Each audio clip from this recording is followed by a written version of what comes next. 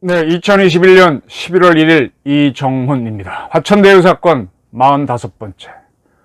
불로소득이란 말은 아시죠? 제가 하나 말을 만들었습니다. 불로징세. 공무원들이 특별한 노력하지 않아도 세금을 잘 거두는 방법이 있습니다. 네, 공무원 좋고, 정치인 좋고, 부동산 업자 좋고, 그리고 집값 오르는 서민도, 국민도 좋고, 그리고 다시 힘들어지는 이 악순환 구조를 고발하고 싶습니다. 불로징세 부른 업자와 정치인의 야합. 부제는 이재명은 왜 서민 코스프레를 할까, 즐길까입니다. 박수영 의원이 한국식품연구원 부지 개발 계획 변경에 대한 검토 보고서를 입수했네요. 성남시에서 만들었던 건데 여기에 이재명과 정진상의 사인이 되어 있습니다. 2016년 1월입니다. 백현동에 그 한국식품연구원 부지가 있었죠. 그거를 전라도 정읍으로 옮겼던가요? 그리고 그 땅을 어떻게 하느냐 이 문제가 됐던 겁니다. 지난번에 한번 얘기를 드렸었죠. 현재 이거는 개발이 잘 돼가지고 그 개발업자인 성남 R&D PFV는 3,143억 원의 수익을 거두고 있습니다. 근데 이 사업이 어떻게 잘 됐는가 하면은 원래 성남 R&D PFV의 최대 주주는 아시아 디벨로퍼입니다. 이 회사에서 김인섭이라고 하는 사람을 영입합니다. 근데 이 사람은 어떤 사람인가 하면은 2006년에 이재명 씨가 처음 성남시장 선거에 도전했을 때 선대 본부장을 지낸 사람입니다. 이 양반을 이제 영입하고 난 다음에 일이 쭉쭉쭉 나가는 겁니다. 2014년 한국식품연구원은 이 땅을 매각하는데 이걸 아시아 디벨로퍼에 하겠다고 약속은 했어요. 근데 이 땅이 자연 녹지입니다. 그러니까 뭐 아파트를 지을 수가 없죠. 지난번에 말씀드린 대로. 또 용도 변경을 해야 되는데 이때 이분이 아시아 디벨로퍼가 할 때는 2번이나 빠꾸를 당합니다. 그래서 이제 아시아 디벨로퍼가 특수목적보인 성남의 뜰처럼 성남 R&D PFV를 만든 다음에 김인섭 씨를 영입합니다. 그리고 나서 한 달 만에 용도 변경 가능하다라는 회신을 성남으로 받습니다. 이러니까 이상한 거죠. 그리고 이제 어떻게 용도 변경을 할 것이냐 협의하는 과정에서 성남은 성남도시개발공사를 사업에 참여시켜달라고 요구합니다. 2014년입니다. 성남도경을 만들 때죠. 그리고 또 요구를 이에 대해서 이제 성남 R&D PFV는 뭐 R&D 건물을 지어서 기부 체납하겠다. 임대주택을 짓겠다 등은 뭐 이렇게 아이디어를 냅니다. 근데 이렇게 해서 단계 올려가는 거죠. 살라미 전술처럼 하나씩 더 뺏겨먹는 거죠. 그래서 결국은 이제 성남시가 4단계를 올려서 준주거지로 용도 변경을 해주죠. 그리고 나서는 이제 성남 R&D PFV는 R&D 건물 기부 체납 취소해달라. 대신 용지를 기부 체납하겠다고 점점 이렇게 자기네가 원하는 쪽으로 바꾸게 되고 성남시는 이걸 승인합니다.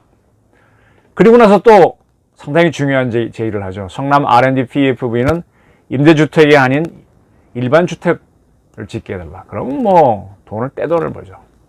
이때 성남시가 답변하는 거는 10% 이상만 임대주택 짓고 나머지는 알아서 해라. 이렇게 갑니다. 이렇게 해서 백현동의 분양이 잘 됐습니다. 아까 말한 대로 3천억 이상의 수익을 올렸고 이에 대해서 이재명 씨는 지난 국감에서 어쩌고 얘기했는데 그거 뭐 설명할 필요도 없겠죠. 네. 그런데 이 김인섭 씨는 2014년에 그런 활약을 하고 난 다음에 이 양반이 참 특이한 사람이죠. 성남시가 발주한 빗물저류조 공사 업체 선정 과정과 관련해 금품 받은 혐의로 구속이 됩니다. 그러니까 이 양반은 빗물저류조 공사를 이 사람이 하는 사람이 아니잖아요.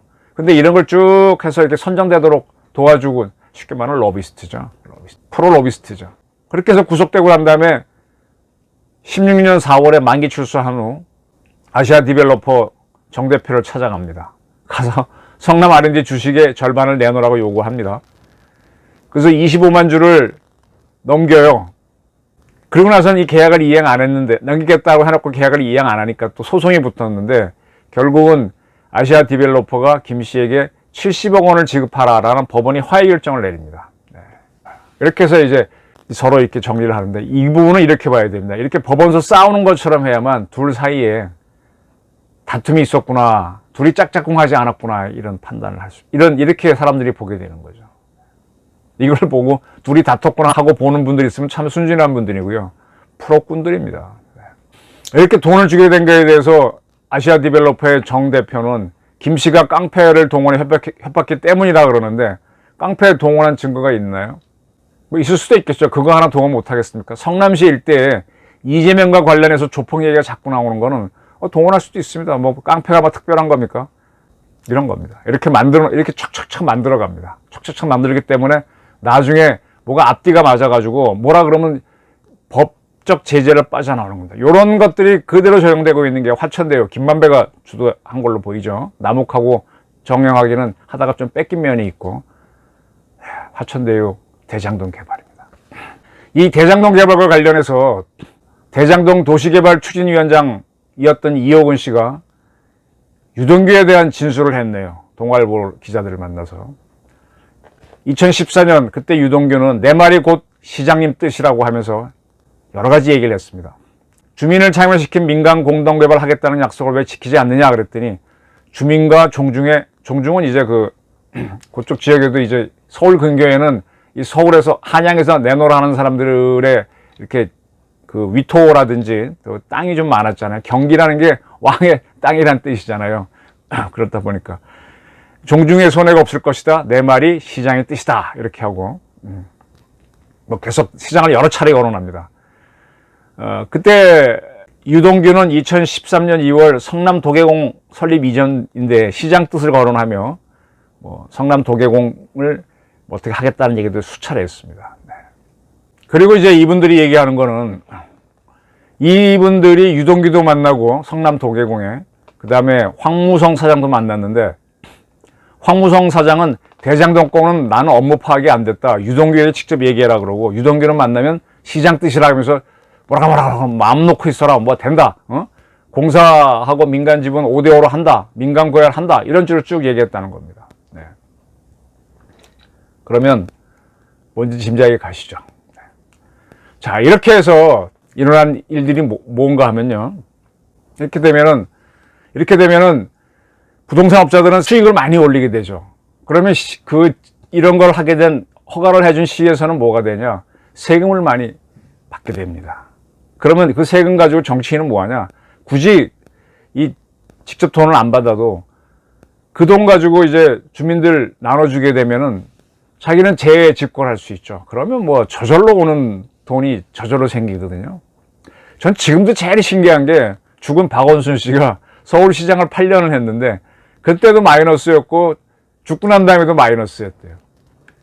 야, 그 사람은 자기 봉급을 다 어디다 썼길래, 뭐 남 나눠주는 뭐 코스프레 했겠죠. 뭐 어떻게 썼는지 조사가 안 됐지만. 그러니까 그렇게 서민으로 있어야만 계속 당선이 되고 어떤 그 지위가 유지되는 거죠. 지금 이재명 씨 상암 농구장에서 2030 여성들과 생활체육 체험한 뒤 재난지원금이 1인당 100만 원 돼야 된다라는 주장을 또 합니다. 지난번에도 한번 얘기했었죠. 근데 이 100만 원을 만들려면 한 15조가 필요한 모양인데, 이걸 지금 정부 예산에 반영할 수가 있나요? 당연히 민주당 쪽에서는 반영할 수 있는 방법은 제로다라고 얘기하는데, 이재명 씨는 계속 자꾸 얘기합니다. 왜 이런 얘기를 할까요? 이렇게 개발을 해주면은 자꾸 들어오거든요. 그럼 자기는 자기 돈 안 들이고도 할 수 있는 거죠. 이 양반이 지금 마지막 순간에 이제 경기지사를 그만두는데 계속 공직을 쥐고 있으려고 하는 이유를 짐작하시겠죠. 이걸 또 보셔야 됩니다. 이렇게 해서 집값, 이제 이 문재인 정권이 들어서고 나서 집값이 많이 올랐죠. 서울에서 집값이 싸다고 하는 쪽이 상계동이었는데 요즘 30평짜리가 한 12억 더 올라가나요? 올라가다 보니까 옛날에 3, 4억 하던 거잖아요. 젊은 사람도 집 못 사고 가지고 있는 사람들은 좋겠죠. 근데 그게 당장 현금화 되는 것도 아니고 가격만 올라갔는데, 그러다 보니 어떤 일이 벌어지는가 하면은, 매년 11월이면 건보당국은 지난해 소득 증가율을 반영해서 지역가입자의 건보료를 다시 계산합니다. 지역가입자.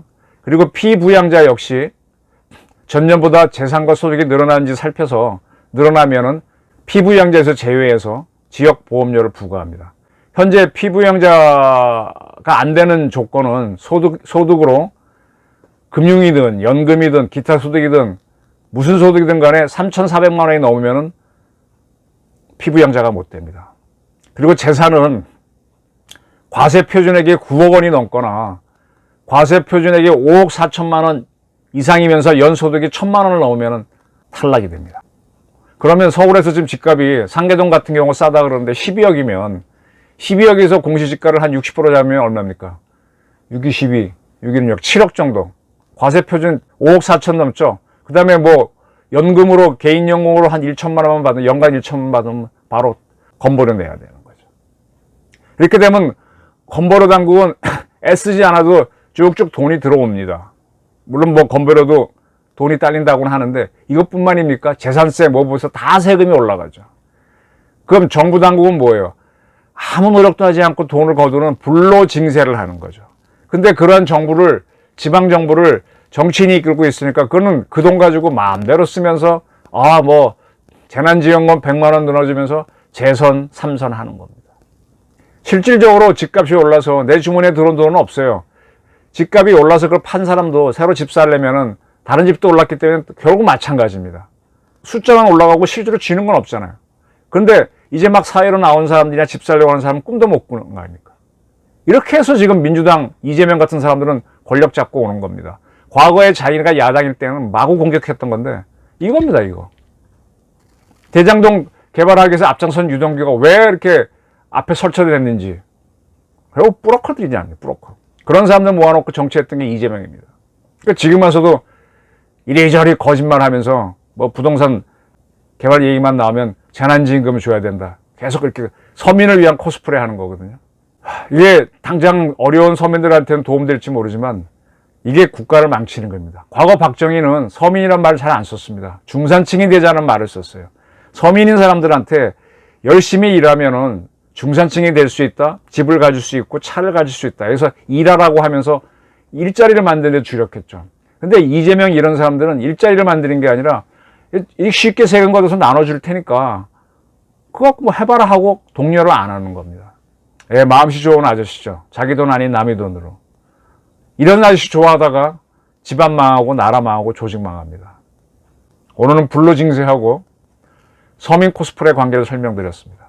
백현동 케이스가 이제 워낙 명백하게 드러나서 또 이재명의 사인까지 있으니까 하는데 계속 이재명은 부인할 겁니다. 이러한 사람이 대한민국 대통령이 되겠다고 오늘도 어딘가를 누빌 겁니다. 경청해 주셔서 감사합니다.